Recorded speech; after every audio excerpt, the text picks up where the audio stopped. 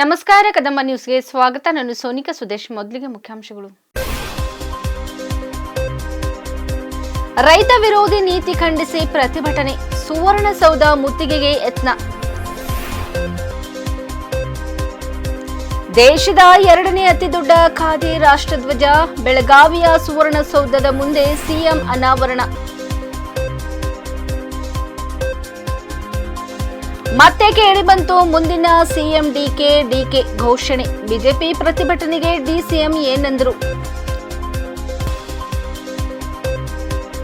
ಕಿತ್ತೂರು ರಾಣಿ ಚೆನ್ನಮ್ಮ ಕಿರುಮೃಗಾಲಯಕ್ಕೆ ಭೇಟಿ ನೀಡಿದ ಅರಣ್ಯ ಸಚಿವ. ಸುದ್ದಿಯ ವಿವರಗಳು. ಕರ್ನಾಟಕದ ಕಾಂಗ್ರೆಸ್ ಸರ್ಕಾರದ ರೈತ ವಿರೋಧಿ ನೀತಿಗಳನ್ನು ಖಂಡಿಸಿ ಬಿಜೆಪಿ ಮಂಗಳವಾರ ಬೆಳಗಾವಿಯಲ್ಲಿ ಹೆಚ್ಚಿನ ಸಂಖ್ಯೆಯ ರೈತರೊಂದಿಗೆ ಪ್ರತಿಭಟನೆ ನಡೆಸಿತು. ಬಿಜೆಪಿ ರಾಜ್ಯಾಧ್ಯಕ್ಷ ಬಿವೈ ವಿಜೇಂದ್ರ, ವಿಧಾನಸಭೆ ವಿರೋಧ ಪಕ್ಷದ ನಾಯಕ ಆರ್ ಅಶೋಕ್ ಮತ್ತು ವಿಧಾನ ಪರಿಷತ್ತಿನ ವಿಪಕ್ಷ ನಾಯಕ ಛಲವಾದಿ ನಾರಾಯಣಸ್ವಾಮಿ, ಹಲವಾರು ಶಾಸಕರು, ಎಂಎಲ್ಸಿಗಳು ಮತ್ತು ಪಕ್ಷದ ಇತರ ಹಿರಿಯ ನಾಯಕರ ನೇತೃತ್ವದಲ್ಲಿ ಮಾಲಿನಿ ಸಿಟಿ ಮೈದಾನದಲ್ಲಿ ಪ್ರತಿಭಟನಾಕಾರರ ಬೃಹತ್ ಗುಂಪು ಜಮಾಯಿಸಿತು. ರಾಜ್ಯಕ್ಕೆ ಸಂಬಂಧಿಸಿದ ವಿವಿಧ ಸಮಸ್ಯೆಗಳು ಮತ್ತು ಕಾಂಗ್ರೆಸ್ ಸರ್ಕಾರದ ವೈಫಲ್ಯಗಳನ್ನು ಎತ್ತಿ ತೋರಿಸಲು ಈ ಪ್ರತಿಭಟನೆಯನ್ನು ಆಯೋಜಿಸಲಾಗಿದೆ. ಸಿದ್ದರಾಮಯ್ಯ ನೇತೃತ್ವದ ಸರ್ಕಾರವು ರಾಜ್ಯದ ರೈತರ ಸಂಕಷ್ಟವನ್ನು ನಿರ್ಲಕ್ಷಿಸಿದೆ ಎಂದು ಪಕ್ಷದ ನಾಯಕರು ತಿಳಿಸಿದ್ದಾರೆ. ರೈತರ ಸಮಸ್ಯೆಗಳನ್ನು ಮುಂದಿಟ್ಟುಕೊಂಡು ಬೆಳಗಾವಿಯಲ್ಲಿ ಬಿಜೆಪಿ ನಾಯಕರು ಪ್ರತಿಭಟನೆ ನಡೆಸುತ್ತಿದ್ದು, ರೈತರೊಂದಿಗೆ ಸುವರ್ಣಸೌಧ ಮುತ್ತಿಗೆ ಯತ್ನಿಸಿದ ಪ್ರತಿಭಟನಾಕಾರರನ್ನು ಪೊಲೀಸರು ವಶಕ್ಕೆ ಪಡೆದಿದ್ದಾರೆ. ಬಿಜೆಪಿ ರಾಜ್ಯಾಧ್ಯಕ್ಷ ಬಿವೈ ವಿಜೇಂದ್ರ, ಸಿಟಿ ರವಿ ಸೇರಿ ಹಲವು ನಾಯಕರನ್ನು ಪೊಲೀಸರು ವಶಕ್ಕೆ ಪಡೆದಿದ್ದಾರೆ. ಹಲಗಾ ಗ್ರಾಮದ ಬಳಿ ಬ್ಯಾರಿಕೇಡ್ ಹಾಕಿ ಪ್ರತಿಭಟನಾಕಾರರನ್ನು ಪೊಲೀಸರು ತಡೆದಿದ್ದು, ಈ ವೇಳೆ ತಳ್ಳಾಟ, ನೂಕಾಟ ನಡೆದಿದೆ.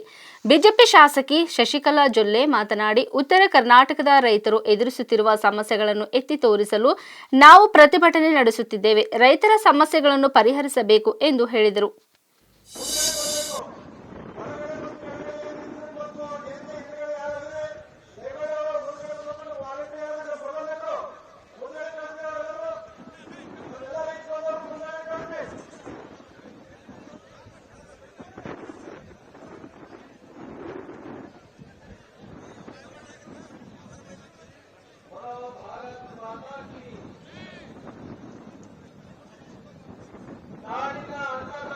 This is the farmers' problem.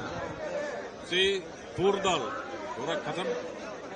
Our sugarcane growers, there is a problem, and even the mouse growers, they are also in problem, and the price fixations have not been done properly. So there are so many problems. Without the problem, there is no any department in Karnataka because this government is not doing well. So that farmers are become very angry in this government. See, we are supporting the farmer problem and we are going to demand the problems to solve immediately. CM DCM saying that central government is not supposed to give any funds for farmers. They are not supporting Modi government. Is a very horrible. It is totally a false statement. Day before yesterday, central government has stated there is no any balance to give Karnataka. We have given everything, but they are telling lie. So, sitting in a Bangalore, simply writing a love letters to central government, it will not work out. See, you are the government. ಇಂದು ಬೆಳಗಾವಿಯ ಸುವರ್ಣಸೌಧದ ಮುಂಭಾಗದಲ್ಲಿ ಜಗತ್ತಿನ ಎರಡನೇ ಅತಿದೊಡ್ಡ ಖಾದಿ ತ್ರಿವರ್ಣ ಧ್ವಜವನ್ನು ಮುಖ್ಯಮಂತ್ರಿ ಸಿದ್ದರಾಮಯ್ಯ ಅವರು ಅನಾವರಣಗೊಳಿಸಿದರು. ಸ್ವಾತಂತ್ರ್ಯ ಚಳವಳಿಯ ಸಂದರ್ಭದಲ್ಲಿ ತ್ರಿವರ್ಣ ಧ್ವಜವನ್ನು ರೂಪಿಸಲಾಯಿತು. ತ್ರಿವರ್ಣ ಧ್ವಜ ಕೇವಲ ಖಾದಿ ವಸ್ತ್ರವಲ್ಲ, ಇದು ಭಾರತದ ಹೆಮ್ಮೆ ಮತ್ತು ಸ್ವಾಭಿಮಾನದ ಸಂಕೇತ. ಕೇಸರಿ ಬಣ್ಣವು ಶಕ್ತಿ, ಸ್ಥೈರ್ಯ ಹಾಗೂ ತ್ಯಾಗವನ್ನು ಪ್ರತಿಬಿಂಬಿಸುತ್ತದೆ ಎಂದರು. ಬಿಳಿ ಬಣ್ಣ ಶಾಂತಿ ಮತ್ತು ಸತ್ಯವನ್ನು ಪ್ರತಿನಿಧಿಸಿದರೆ, ಹಸಿರು ಸಮೃದ್ಧಿಯನ್ನು ಬಿಂಬಿಸುತ್ತದೆ. ಅಶೋಕ ಚಕ್ರ ನಿರಂತರವಾಗಿ ದೇಶದ ಆರ್ಥಿಕತೆಯನ್ನು ಹಾಗೂ ಎಲ್ಲರಿಗೂ ಸಮಾನ ಅವಕಾಶಗಳನ್ನು ಕಲ್ಪಿಸುವುದರ ಸಂಕೇತವಾಗಿದೆ. ನಮ್ಮ ರಾಷ್ಟ್ರದ ತ್ರಿವರ್ಣ ಧ್ವಜವನ್ನು ಗೌರವಿಸಿ ಹೆಮ್ಮೆಯಿಂದ ಕಾಣಬೇಕು. ಪ್ರತಿಯೊಬ್ಬರೂ ರಾಷ್ಟ್ರ ಪ್ರೇಮವನ್ನು ಬೆಳೆಸಿಕೊಳ್ಳಬೇಕು. ಈ ಸಂದರ್ಭ ಸಂದರ್ಭದಲ್ಲಿ ರಾಷ್ಟ್ರಕ್ಕಾಗಿ ತ್ಯಾಗ ಬಲಿದಾನ ಹೋರಾಟ ಮಾಡಿದವರನ್ನು ಸ್ಮರಿಸುವುದು ಅಗತ್ಯವಿದೆ. ಮಹಾತ್ಮ ಗಾಂಧೀಜಿಯವರ ನೇತೃತ್ವದಲ್ಲಿ ಸ್ವಾತಂತ್ರ್ಯ ಹೋರಾಟ ನಡೆಯಿತು. ಬೆಳಗಾವಿಯಲ್ಲಿ ಕಾಂಗ್ರೆಸ್ ಅಧಿವೇಶನದಲ್ಲಿ ಅಧ್ಯಕ್ಷತೆಯನ್ನು ಗಾಂಧೀಜಿ ವಹಿಸಿದರು. ಇದು ನಡೆದು 100 ವರ್ಷಗಳಾದ ಹಿನ್ನೆಲೆಯಲ್ಲಿ ಕಳೆದ ವರ್ಷ ಬೆಳಗಾವಿಯಲ್ಲಿ ಮಹಾತ್ಮ ಗಾಂಧಿಯವರ ಪ್ರತಿಮೆಯನ್ನು ಸುವರ್ಣಸೌಧದ ಪಕ್ಕದಲ್ಲಿ ಸ್ಥಾಪಿಸಲಾಗಿದೆ. ನಾವೆಲ್ಲರೂ ದೇಶ ಪ್ರೇಮಿಗಳಾಗಬೇಕು. ದೇಶದಲ್ಲಿ ಅನೇಕ ಜಾತಿ ಧರ್ಮಗಳಿದ್ದು ನಾವೆಲ್ಲರೂ ಜಾತ್ಯತೀತರಾಗಬೇಕಾಗಿರುವುದು ಅವಶ್ಯಕ. ಮನುಷ್ಯನನ್ನು ಪ್ರೀತಿಸಬೇಕೇ ಹೊರತು ದ್ವೇಷಿಸಬಾರದು. ಆಗ ಮಾತ್ರ ಸಮಾಜ ನಿರ್ಮಾಣ ಸಾಧ್ಯವಾಗುತ್ತದೆ. ಇಲ್ಲದಿದ್ದರೆ ಜಾತ್ಯತೀತ ರಾಷ್ಟ್ರ ನಿರ್ಮಾಣ ಕಷ್ಟವಾಗುತ್ತದೆ ಎಂದು ಹೇಳಿದರು.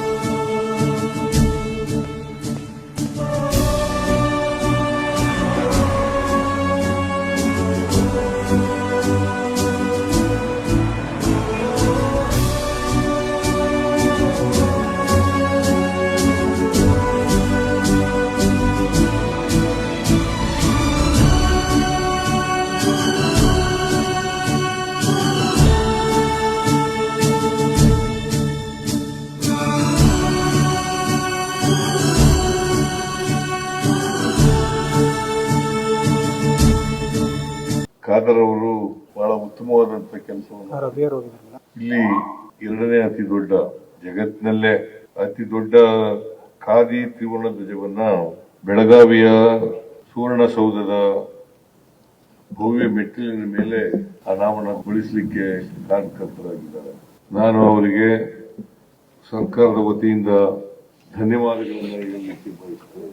ಕಲಬುರಗಿ ಜಿಲ್ಲೆಯ ಕಮಲಾಪುರದ ವಿನೋದ್ ಕುಮಾರ್ ರೇವಪ್ಪ ಬೊಮ್ಮನ್ನ ಕುಟುಂಬಸ್ಥರು, ಅವ್ರಿಗೂ ಕೂಡ ಎಲ್ಲ ಕುಟುಂಬಸ್ಥರಿಗೆ ಸರ್ಕಾರದ ವತಿಯಿಂದ ಧನ್ಯವಾದಗಳನ್ನು ಹೇಳಲಿಕ್ಕೆ ಬಯಸ್ತಾರೆ.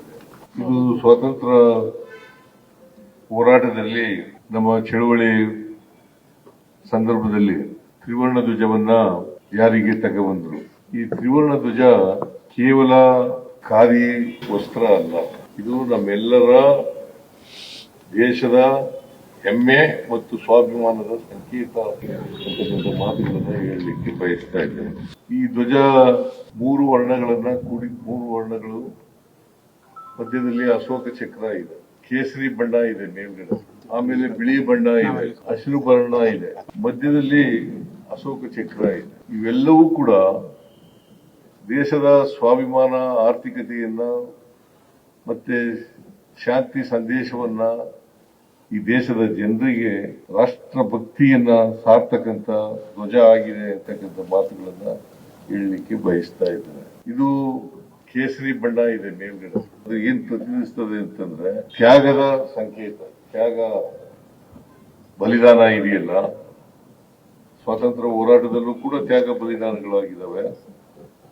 ಆ ನಂತರವೂ ಕೂಡ ದೇಶಕ್ಕೋಸ್ಕರ ತ್ಯಾಗವನ್ನ ಮಾಡಬೇಕಾಗಿರ್ತಕ್ಕಂಥದ್ದು, ಬಲಿದಾನವನ್ನು ಮಾಡಬೇಕಾಗಿರ್ತಕ್ಕಂಥದ್ದು ನಮ್ಮೆಲ್ಲರ ಕರ್ತವ್ಯ ಅಂತಕ್ಕಂಥ ಮಾತುಗಳನ್ನ ಹೇಳಲಿಕ್ಕೆ ಬಯಸ್ತೇನೆ. ಅದರಿಂದ ನಿರಂತರವಾಗಿ ಇದು ಬಲಿದಾನವನ್ನ ಪ್ರತಿನಿಧಿಸ್ತದೆ. ಆಮೇಲೆ ಬಿಳಿ ಬಣ್ಣ ಇದೆಯಲ್ಲ, ಶಾಂತಿ ಮತ್ತು ಸತ್ಯವನ್ನ ಪ್ರತಿನಿಧಿಸ್ತಕ್ಕಂಥದ್ದು. ಆಮೇಲೆ ಹಸಿರು ಬಣ್ಣ ಇದೆಯಲ್ಲ, ಸಮೃದ್ಧಿಯನ್ನ ಪ್ರತಿನಿಧಿಸ್ತಕ್ಕಂಥದ್ದು. ಅಶೋಕ ಚಕ್ರ ಇದೆಯಲ್ಲ, ಅದು ನಿರಂತರವಾಗಿ ಸಮೃದ್ಧಿಯನ್ನ, ದೇಶದ ಆರ್ಥಿಕತೆಯನ್ನ ಅದನ್ನ ಬೆಳೆಸತಕ್ಕಂತ, ಎಲ್ಲ ಜನರಿಗೂ ಕೂಡ ಸಮಾನ ಅವಕಾಶಗಳನ್ನ ಕಲ್ಪಿಸ್ಕೊಡ್ತಕ್ಕಂತ ಸಂಕೇತವಾಗಿ ಅದು ಚಕ್ರ ಇದೆ, ಅಶೋಕ ಚಕ್ರ ಇದೆ. ಸೊ ಇದು ನಮ್ಮ ರಾಷ್ಟ್ರ ಧ್ವಜ. ಈ ತ್ರಿವರ್ಣ ಧ್ವಜ ಇದೆಯಲ್ಲ, ಇದನ್ನ ಗೌರವಿಸಬೇಕು. ಇದನ್ನ ನಾವೆಲ್ಲರೂ ಕೂಡ ಹೆಮ್ಮೆಯಿಂದ ನೋಡ್ತಕ್ಕಂಥದ್ದು ಅತ್ಯಂತ ಅವಶ್ಯ. ಪ್ರತಿಯೊಬ್ಬರೂ ಕೂಡ ದೇಶದಲ್ಲಿ ರಾಷ್ಟ್ರ ಪ್ರೇಮವನ್ನ ಬೆಳೆಸ್ಕೊಳ್ಬೇಕು. ನಾವು ಈ ಸಂದರ್ಭದಲ್ಲಿ ರಾಷ್ಟ್ರಕ್ಕಾಗಿ ತ್ಯಾಗ ಬಲಿದಾನಗಳನ್ನು ಮಾಡದಂತ, ಹೋರಾಟ ಮಾಡದಂತ ಸ್ವಾತಂತ್ರ್ಯ ಯೋಧರನ್ನ ಸ್ಮರಿಸ್ಕೊಳ್ತಕ್ಕಂಥದ್ದು ಅತ್ಯಂತ ಅವಶ್ಯ ಅಂತ ಹೇಳಿ ನಾನು ಭಾವಿಸ್ಕೊಂಡಿದ್ದೆ. ಅವರು ಸ್ವತಂತ್ರರಾಗಬೇಕು ಅನ್ನೋ ಕಾರಣಕ್ಕೋಸ್ಕರ ಅಲ್ಲ, ಮಹಾತ್ಮ ಗಾಂಧೀಜಿಯವರ ನೇತೃತ್ವದಲ್ಲಿ ಸ್ವಾತಂತ್ರ್ಯ ಹೋರಾಟ ನಡೆಯಿತು. ಕಳೆದ ವರ್ಷ 100 ವರ್ಷ ಬೆಳಗಾಂನಲ್ಲಿ ಅಧಿವೇಶನ ನಡೆದಿತ್ತಲ್ಲ, ಕಾಂಗ್ರೆಸ್ನ ಅಧಿವೇಶನ. ವಿಧಾನಸಭಾ ಚಳಿಗಾಲದ ಅಧಿವೇಶನ ಮಧ್ಯೆ ಕೂಡ ಸಿಎಂ ಕುರ್ಚಿ ಕದರ ಘೋಷಣೆ ನಿಂತಿಲ್ಲ. ಹೈಕಮಾಂಡ್ ಸೂಚನೆಯನ್ನು ಸಿದ್ದರಾಮಯ್ಯ ಮತ್ತು ಡಿಕೆ ಶಿವಕುಮಾರ್ ಬಣದ ಬೆಂಬಲಿಗರು ಕ್ಯಾರಿ ಮಾಡುತ್ತಿಲ್ಲ. ಬೆಳಗಾವಿಯಲ್ಲಿ ಆರಂಭಗೊಂಡಿರುವ ಚಳಿಗಾಲ ಅಧಿವೇಶನದಲ್ಲಿ ಭಾಗವಹಿಸುವುದಕ್ಕಾಗಿ ಡಿಸಿಎಂ ಡಿಕೆ ಶಿವಕುಮಾರ್ ಇಂದು ಮಂಗಳವಾರ ಬೆಳಗ್ಗೆ ಬೆಳಗಾವಿಯ ಸಾಂಬ್ರಾ ವಿಮಾನ ನಿಲ್ದಾಣಕ್ಕೆ ಆಗಮಿಸಿದರು. ಇದೇ ವೇಳೆ ಅವರ ಬೆಂಬಲಿಗರು ಮುಂದಿನ ಮುಖ್ಯಮಂತ್ರಿ ಡಿಕೆ ಶಿವಕುಮಾರ್ ಅವರಿಗೆ ಎಂದು ಒಂದೇ ಸಮನೆ ಘೋಷಣೆಗಳನ್ನು ಕೂಗಿದ್ದಾರೆ. ಸಿದ್ದರಾಮಯ್ಯ ಅವರು 5 ವರ್ಷ ಸಿಎಂ ಆಗಿ ಅವಧಿ ಪೂರೈಸಲಿದ್ದಾರೆ ಎಂದು ಅವರ ಪುತ್ರ ಯತೀಂದ್ರ ಸೋಮವಾರ ಬೆಳಗಾವಿಯಲ್ಲಿ ಹೇಳಿದರು. ಅದರ ಬೆನ್ನಲ್ಲೇ ಡಿಕೆ ಶಿವಕುಮಾರ್ ಪರ ಘೋಷಣೆ ಮೂಡಿಗಿದೆ. ಇಂದು ಬೆಳಗಾವಿಗೆ ಹೊರಡುವ ಮುನ್ನ ಡಾಕ್ಟರ್ ಯತೀಂದ್ರ ಹೇಳಿಕೆಗೆ ಬೆಂಗಳೂರಿನಲ್ಲಿ ಪ್ರತಿಕ್ರಿಯಿಸಿದ್ದ ಡಿಕೆ ಶಿವಕುಮಾರ್ ಬಹಳ ಸಂತೋಷ, ಒಳ್ಳೆಯದಾಗಲಿ, ರಾಜ್ಯಕ್ಕೆ ಒಳ್ಳೆಯದಾಗಲಿ ಎಂದಷ್ಟೇ ಹೇಳಿದ್ದಾರೆ. ಬೆಳಗಾವಿಗೆ ಆಗಮಿಸಿದ ನಂತರ ಮಾಧ್ಯಮ ಪ್ರತಿನಿಧಿಗಳೊಂದಿಗೆ ಮಾತನಾಡಿದ ಡಿಕೆ ಶಿವಕುಮಾರ್, ವಿಧಾನಸಭೆಯ ಚಳಿಗಾಲದ ಅಧಿವೇಶನ ಆರಂಭವಾಗಿದೆ. ಆಡಳಿತ ಮತ್ತು ವಿರೋಧ ಪಕ್ಷಗಳೆರಡೂ ರಾಜ್ಯದ ಪ್ರಮುಖ ವಿಷಯಗಳ ಬಗ್ಗೆ ಚರ್ಚಿಸಲಿವೆ. ವಿಶೇಷವಾಗಿ ರೈತರ ಸಮಸ್ಯೆಯ ಬಗ್ಗೆ. ಕೇಂದ್ರ ಸರ್ಕಾರ ರೈತರ ಸಮಸ್ಯೆಯಲ್ಲಿ ಏಕೆ ಭಾಗಿಯಾಗುತ್ತಿಲ್ಲ? ಕನಿಷ್ಠ ಬೆಂಬಲ ಬೆಲೆಯನ್ನು ಏಕೆ ಬಿಡುಗಡೆ ಮಾಡುತ್ತಿಲ್ಲ? ನಾವು ಕಬ್ಬಿನ ಬೆಲೆಯನ್ನು ಹೆಚ್ಚಿಸಿದ್ದೇವೆ, ಆದರೆ ಕೇಂದ್ರ ಸರ್ಕಾರ ಸಕ್ಕರೆ ಬೆಲೆಯನ್ನು ಏಕೆ ಹೆಚ್ಚಿಸುತ್ತಿಲ್ಲ ಎಂದು ಕೇಳಿದರು. ಚಳಿಗಾಲದ ಅಧಿವೇಶನ ಪ್ರಾರಂಭ ಆಗಿದೆ. ಆಡಳಿತ ಪಕ್ಷ, ವಿರೋಧ ಪಕ್ಷ ಎಲ್ಲ ಸೇರಿ ರಾಜ್ಯದ ಅನೇಕ ಜ್ವಲಂತ ಸಮಸ್ಯೆಗಳ ಬಗ್ಗೆ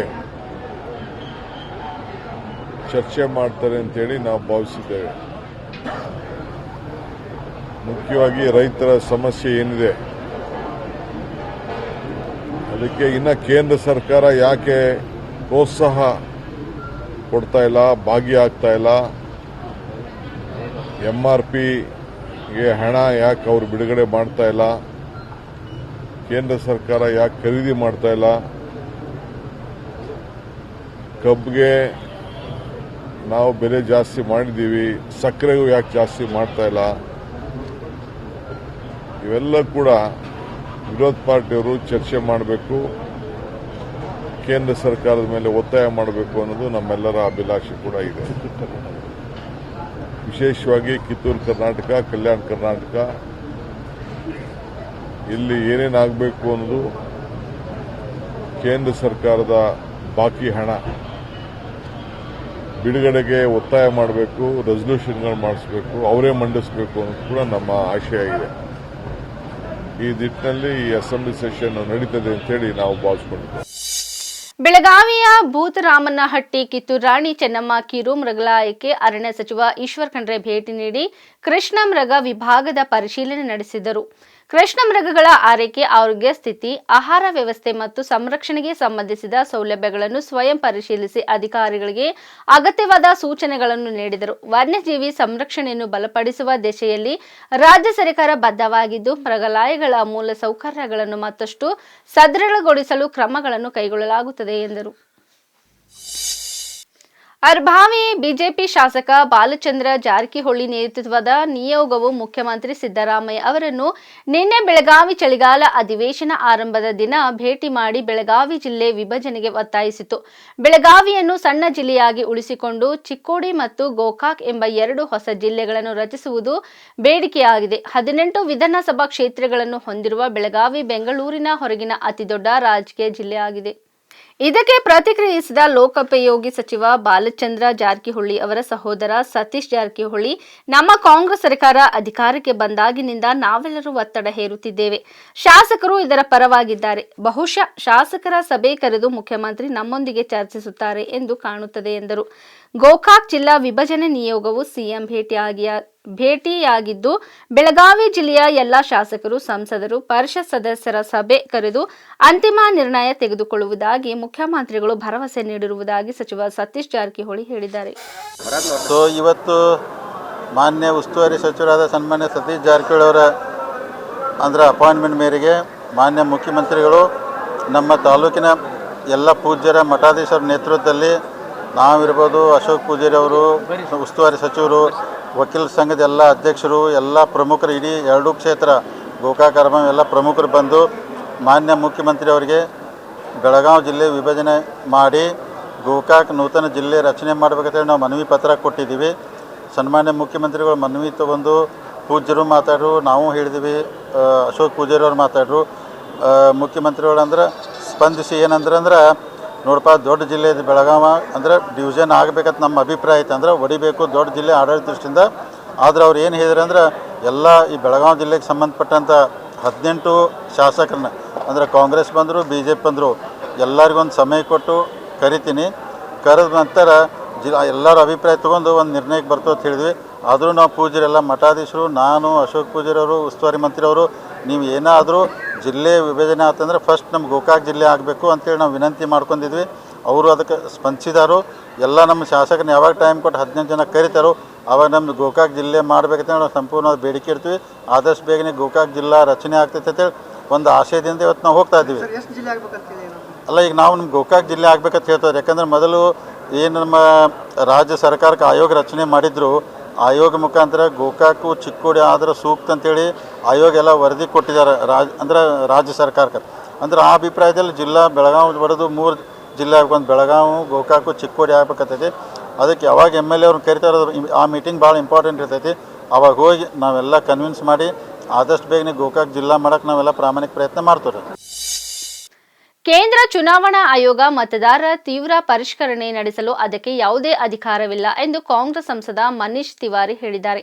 ಲೋಕಸಭೆಯಲ್ಲಿ ಚುನಾವಣಾ ಸುಧಾರಣೆಗಳ ಕುರಿತು ಚರ್ಚೆ ಪ್ರಾರಂಭಿಸಿದ ಮನೀಶ್ ತಿವಾರಿ, ಚುನಾವಣಾ ಆಯೋಗಕ್ಕೆ SIR ನಡೆಸುವ ಹಕ್ಕು ಕಾನೂನುಬದ್ಧವಾಗಿ ಇಲ್ಲ ಮತ್ತು ಅದನ್ನು ನಿಲ್ಲಿಸಬೇಕು. ಏಕೆಂದರೆ ಅನೇಕ ವಿರೋಧ ಪಕ್ಷದ ನಾಯಕರು ಮತ್ತು ಜನರು ಈಗ ಚುನಾವಣಾ ಸಂಸ್ಥೆಯ ತಟಸ್ಥತೆಯ ಬಗ್ಗೆ ಪ್ರಶ್ನೆಗಳನ್ನು ಎತ್ತುವ ಅಗತ್ಯವನ್ನು ಅನುಭವಿಸುತ್ತಿದ್ದಾರೆ ಎಂದು ಹೇಳಿದರು. ಮೊದಲ ಚುನಾವಣಾ ಸುಧಾರಣೆಯು ಮುಖ್ಯ ಚುನಾವಣಾ ಆಯುಕ್ತರು ಮತ್ತು ಚುನಾವಣಾ ಆಯುಕ್ತರ ಆಯ್ಕೆಗೆ ಸಂಬಂಧಿಸಿದ 2023ರ ಕಾನೂನು ತಿದ್ದುಪಡಿ ಮಾಡುವುದು. ಸಮಿತಿಯು ಪ್ರಧಾನಿ, ಲೋಕಸಭೆಯಲ್ಲಿ ವಿರೋಧ ಪಕ್ಷದ ನಾಯಕ ಮತ್ತು ಕ್ಯಾಬಿನೆಟ್ ಸಚಿವರನ್ನು ಒಳಗೊಂಡಿರಬೇಕು ಎಂದು ಕಾನೂನು ಷರತ್ತು ವಿಧಿಸುತ್ತದೆ. ಈ ಸಮಿತಿಗೆ 2 ಸದಸ್ಯರನ್ನು, ಅಂದರೆ ರಾಜ್ಯಸಭೆಯ ವಿರೋಧ ಪಕ್ಷದ ನಾಯಕ ಮತ್ತು ಭಾರತದ ಮುಖ್ಯ ನ್ಯಾಯಾಧೀಶರು ಸೇರಿಸಬೇಕು ಎಂಬುದು ನನ್ನ ಸಲಹೆ ಎಂದರು. ಶ್ರೀ ಮನೀಶ್ ತಿವಾರಿ जी, अध्यक्ष महोदय, आपका बहुत बहुत धन्यवाद कि इस अति महत्वपूर्ण चर्चा को आरंभ करने का आपने मुझे ये अवसर प्रदान किया है। भारतीय राष्ट्रीय कांग्रेस के नेतृत्व में जब स्वाधीनता का संग्राम लड़ा गया तो उसके 2 बुनियादी लक्ष्य थे। सबसे पहला लक्ष्य कि भारत को आज़ाद करवाया जाए और दूसरा कि भारत को एक लोकतांत्रिक देश के रूप में परिवर्तित करके लोगों की जो आशाएं और आकांक्षाएं हैं उनके स्वरूप उन्हें सरकार बनाने का मौका दिया जाए। और जब आज़ादी की उस लौ को जो संविधान के निर्माता थे उन्होंने राष्ट्र निर्माण में उस ऊर्जा को समर्पित किया, उस ऊर्जा को मोड़ा, जो संविधान की परिवेचना में उन्होंने 2 अहम बातें कही। सबसे पहले कि भारत एक माननीय सदस्य प्लीज बैठिए। माननीय सदस्य प्लीज।